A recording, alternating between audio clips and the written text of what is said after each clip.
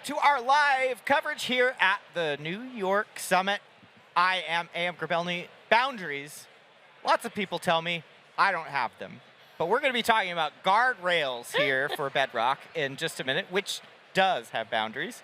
Jasmine, do you want to introduce yourself? Hi, I'm Jasmine, and I am excited to be here. Yeah, and Antonio, our guest, please tell the people about yourself.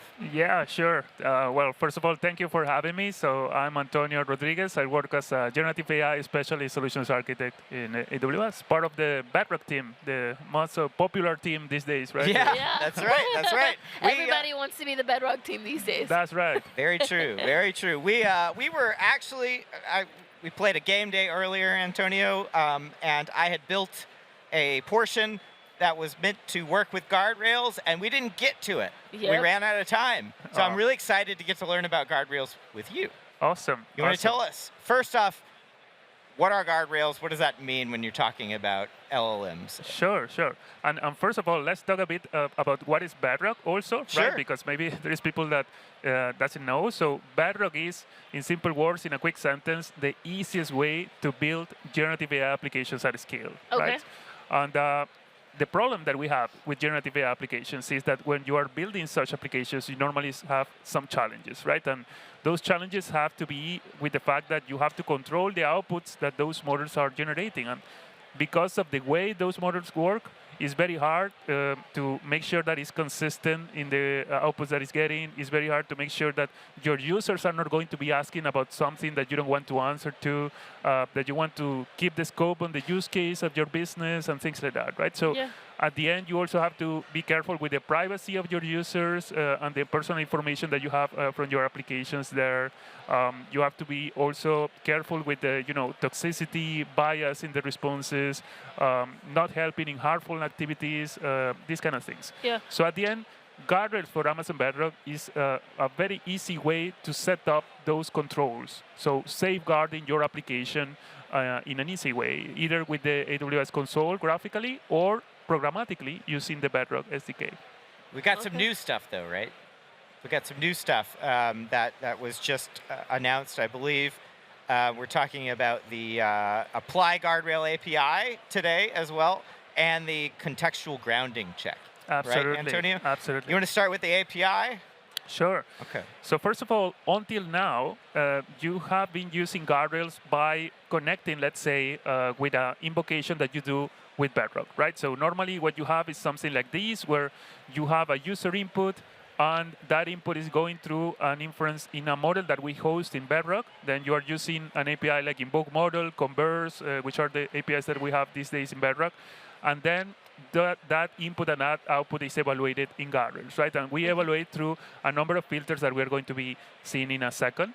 The new thing that we are launching today is actually that now you can independently call guardrails. That means that you can either pass an input only, or you can also bring an output from anywhere externally to Bedrock. That's really interesting. So maybe I have a model in SageMaker, for example. Exactly. I can still use the guardrail that I set up in Bedrock.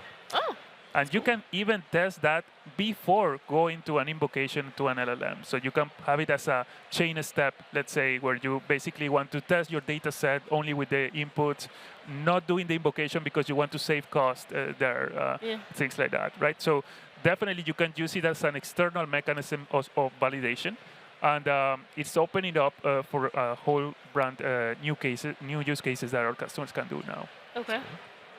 So in what scenarios would you want to use an independent Apply Guardrail? So that's a bit of what I was saying before. So I would say the first one is definitely when you have a model that is external to Bedrock, right? So SageMaker was a good example. You could also be using any external platform, right? So whenever you have an input and an output, you can pass that through the Apply Guardrails and check it. The other scenario, again, is when you want to test your data set and validate your data set, and you don't want to invoke the model yet. And the final scenario is when you want to do some chaining. So imagine that in your company, you have like a default policy, a default guardrail that you are setting up, and then you want to have a second validation that is very specific to a use case, to a team, or something like that, right? So you can actually chain a second step by using the apply guardrail, where you are actually passing the inputs and the outputs, and then you do a new filter on a different policy that you are setting up for your use case, right? So I would say those are the three main use cases that we see. Okay. So moving on to the contextual grounding, right? So you gave a lot of examples around guardrails where I think it's pretty straightforward why you would want to avoid toxicity, bias, things like that. Right. But it's also not useful to have the LLM answering either with infactual or incorrect information or information that is just not relevant, right? Yeah. Is this what contextual grounding is around? Yeah, and definitely that's one of the biggest pain points that we see in our customers these days, right? Because when you have, especially when you have set up what we call retrieval augmented generation, so when you have a RAG flow, so eventually you have your documents in your database in your company, and then you're passing some context from that to the LLM to answer a question. You might want to validate if the answer that the LLM is giving is actually factually correct based on the context, right? And also you want to validate if it's relevant, right? So is my answer actually answering the user questions in the first place, right? So if we quickly go to see how does this work, really what we have is two confidence scores that we're providing now with guardrails. One is called the grounding. The grounding is, in other words, what we said before, is the answer containing the context. Okay. And the other one is what we call the relevance, which is the answer actually answering my question in the first place, right? And for both of them, you configure what we call a threshold score. And where the model is, let's doing a validation on each one of the inputs that the users are passing, and then if the score is lower than my threshold, then it's going to block that response and give a default message, like in example, I'm sorry, I don't have enough information for answering this question, and so on and so forth, right? That is combined with the other filters that we already had in Guardrail. So we have content filters, in example, where you can, with predefined filters, filter information or output or inputs that can be related to hate, to insults, sex, violence, misconduct.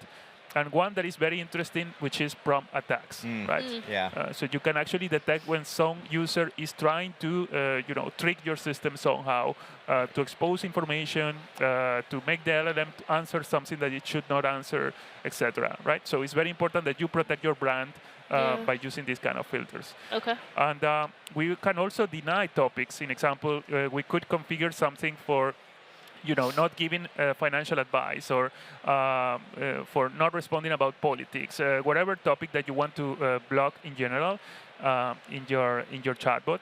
You can also mask unfilter sensitive information. And you can also configure what we call word filters. In example, I don't want to do any mentions to the competitors of my company or things like that, right? So you can set a list of words that you can actually filter on, right?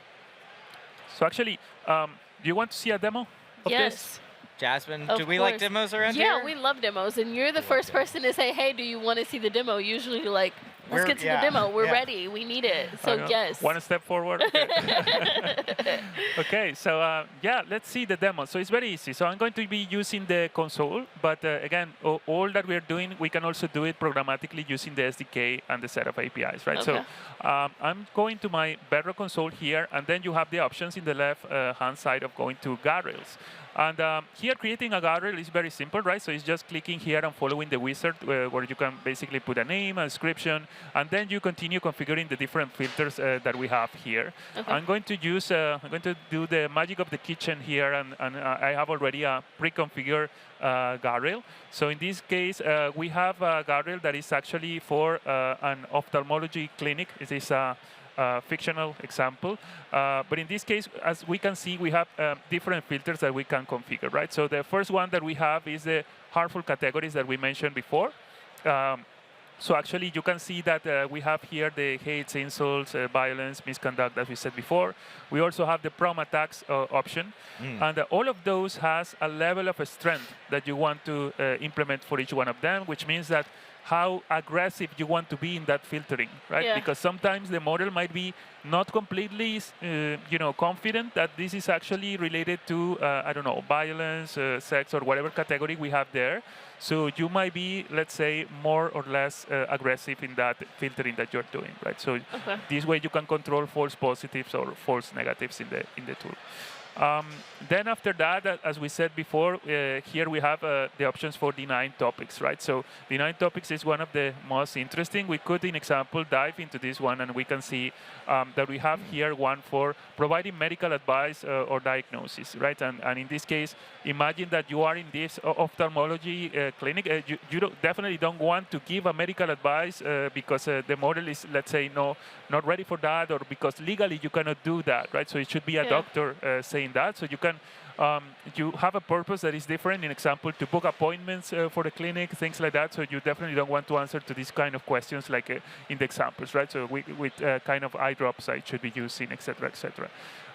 You can also set up a guardrail the other way, which is an example discussing anything non-related to ophthalmology medical conditions. In example, if the user is asking about how to manage the diabetes or a back pain or whatever, right? So in this case, you definitely don't want to answer because it's not the purpose of your business, right? So in this case, you can also give a response, a default response for that, right? So at the end, you configure these kind of filters. You can set up profanity filters that are built in also. You can configure PII masking and blocking. So in example, you have a number of PII fields here that you can set up, like the email, the address, the age, social security number, financial information, etc., etc. So you have here information for the US, for Canada, for the UK, etc. And if you have any kind of information that is personal that is not included in the list, then you can also set up a regex-based filtering. So actually using regex syntax, you can include anything else. And imagine that we are working with another country that is using a different format for the IDs or for the social security number or whatever. So you can definitely set it up here and then also configure masking or blocking as you want. And finally, we have here the contextual grounding check, which is the new feature that we talked about before, right? So here is where you actually enable it or disable it, and then you set up your thresholds and so on and so forth.